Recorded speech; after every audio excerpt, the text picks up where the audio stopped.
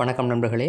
இன்றைக்கு நம்ம பார்க்க இருக்க விஷயம் என்று சொன்னால், சில வீட்டில் பயன்படுத்துகிற மிக முக்கியமான ஆங்கில சொற்களையும் அதுக்குரிய தமிழ் அர்த்தங்களையும் பார்ப்போம்.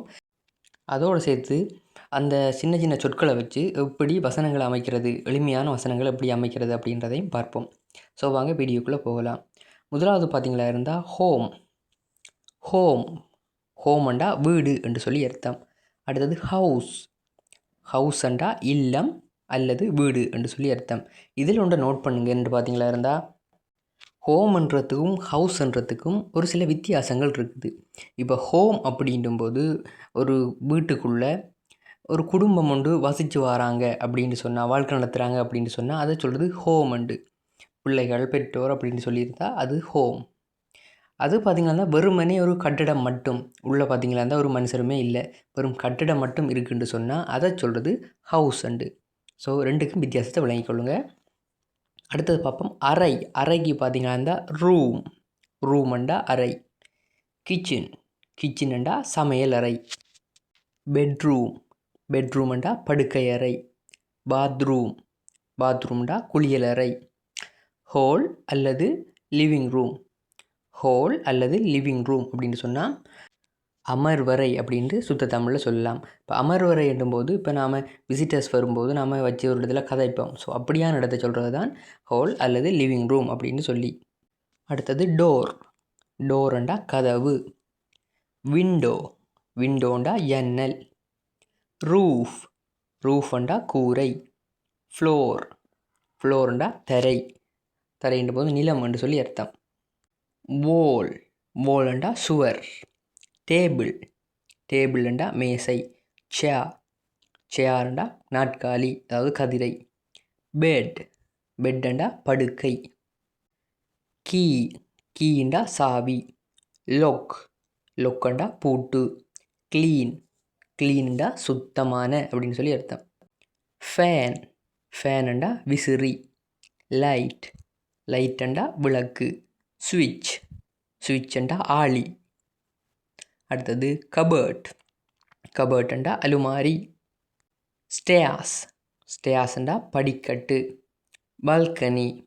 பால்கனிண்டா பால்கனின்னு சொல்லி சொல்கிறது, அதாவது ஒரு தரையிட்ட ஒரு வீட்டின் மேல்புறம் நம்ம ஒரு தளம் ஒன்று வீட்டுக்கு மேலே அமைச்சு வச்சுருந்தோம்னு சொன்னால் அதை பால்கனி அப்படின்னு சொல்கிறது. கேட். கேட்டண்டா வாயில். யாட். யாட்டண்டா முற்றம். ஷெல்ஃப். ஷெல்ஃபண்டா தட்டலுமாரியை தான் ஷெல்ஃப் பண்ணுறது. மிரர். மிரர்ண்டா கண்ணாடி. சோஃபா. சோஃபாண்டும் போது நம்ம சோஃபாண்டே பாவிப்போம், அதாவது வசதியாக இருக்கிறதுக்கு இருக்க ஒரு கதிரைன்னு சொல்லி நம்ம வச்சுக்கொள்ளலாம். அடுத்து கேர்டின். கேர்டின்ண்டா திரை. இப்போ பார்த்திங்களா இருந்தால் கொஞ்சம் வசனங்கள் பார்த்து நாம் இதை வச்சு எளிமையான ஆங்கில வசனங்களை உண்டாக்குறத பார்ப்போம். முதலாவது ஹோம். ஹோமை வச்சு நம்ம பார்க்கும்போதுனா ஐ ஆம் அட் ஹோம். ஐ ஆம் அட் ஹோம் அப்படின்னா நான் வீட்டில் இருக்கிறேன். ஹவுஸ். ஹவுஸை வச்சு பார்த்தீங்களா இருந்தால் மை ஹவுஸ் இஸ் பிக். என் வீடு பெரியது. ரூம். ரூமை வச்சு பார்த்தீங்களா இருந்தால் திஸ் இஸ் மை ரூம். இது என்னுடைய அறை, இது என் அறை அப்படின்னு சொல்லலாம். கிச்சன். கிச்சனை பார்த்தீங்களா இருந்தால் mother is in kitchen. Mother is in kitchen அப்படின்ட்டு அம்மா சமையலறையில் இருக்கிறார். பெட்ரூம். பெட்ரூமுக்கு பார்த்தீங்களா இருந்தால் I sleep in the bedroom. நான் படுக்கை அறையில் தூங்குகிறேன் அப்படின்னு அர்த்தம். The bathroom. The bathroom is clean. குளியலறை சுத்தமாக உள்ளது என்று சொல்லி அர்த்தம். Hall. We sit in the hall. இந்த நாங்கள் அமர்வறையில், அதாவது ஹாலில் இருக்கிறோம், உட்கார்ந்துருக்கிறோம் அப்படின்னு சொல்லி அர்த்தம். டோர். க்ளோஸ் த டோர் அப்படின்னு சொன்னால் கதவை மூடு என்று சொல்லி அர்த்தம். விண்டோ. விண்டோக்கு ஓப்பன் த விண்டோ அப்படின்ற ஜன்னலை திற. ரூஃப். ரூஃப் பண்ணுறதுக்கு த roof is strong. The roof is strong அப்படின்னா கூரை உறுதியாக இருக்குது அப்படின்னு சொல்லி அர்த்தம். ஃப்ளோர். இதுக்கு பார்த்தீங்கன்னா த ஃப்ளோர் இஸ் வெட் அப்படின்னு சொன்னால் தரை ஈரமாக உள்ளது. தரை ஈரமாக உள்ளது அப்படின்னு சொல்லி அர்த்தம். அடுத்தது mirror. I see my face in the mirror அப்படின்னா கண்ணாடியில் என் முகத்தை பார்க்கிறேன் என்று சொல்லி அர்த்தம். சோஃபா.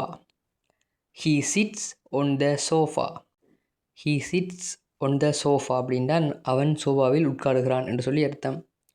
த கர்டின் இஸ் ப்ளூ அப்படின்டா திரை பார்த்தீங்களா இருந்தால் நீல நிறம் அப்படின்னு அர்த்தம். ஸ்கர்ட்டின் நீல நிறம் என்று சொல்லி அர்த்தம். அடுத்தது பார்த்தீங்களா இருந்தால் she cos up the stairs அப்படின்னு சொன்னால் அவள் படிக்கட்டில் மேலே செல்கிறாள் என்று சொல்லி அர்த்தம். I stand in the balcony அப்படின்னு சொன்னால் நான் பால்கனியில் நிற்கிறேன் அப்படின்னு சொல்லி அர்த்தம். பால்கனி என்னும்போது ஒரு மொட்டை மாடி அல்லது ஒரு வீட்டின் மேல் தளம் என்று சொல்லி அர்த்தம். அடுத்தது gate. The gate is closed அப்படின்னு சொன்னால் வாயில் மூடப்பட்டுள்ளது. அதாவது கேட் பார்த்திங்கன்னா மூடி இருக்குது அப்படின்னு சொல்லி அர்த்தம். Yard. Children play in the yard. குழந்தைகள் முற்றத்தில் விளையாடுகிறார்கள் என்று சொல்லி அர்த்தம். Key. This is my key அப்படின்ட்டா இது என்னுடைய சாவி, இது என் சாவி அப்படின்னு சொல்லி அர்த்தம். லொக் த டோர் அப்படின்ட்டா கதவை பூட்டு அப்படின்னு சொல்லி அர்த்தம். கீப் த ஹவுஸ் க்ளீன் அப்படின்ட்டு சொன்னால் வீட்டை சுத்தமாக வைத்துக்கொள் அப்படின்னு சொல்லி அர்த்தம். வால். த வால் இஸ் ஒயிட் அப்படின்ட்டா சுவர் வெள்ளையாக உள்ளது. Table. The book is on the table அப்படின்ட்டா புத்தகம் மேசையின் மேலே உள்ளது என்று சொல்லி அர்த்தம். சேர். சேயாண்டா சிட் ஒன் த சேர் நாட்காலியில் உட்கார் அப்படின்னு சொல்லி அர்த்தம். பெட்.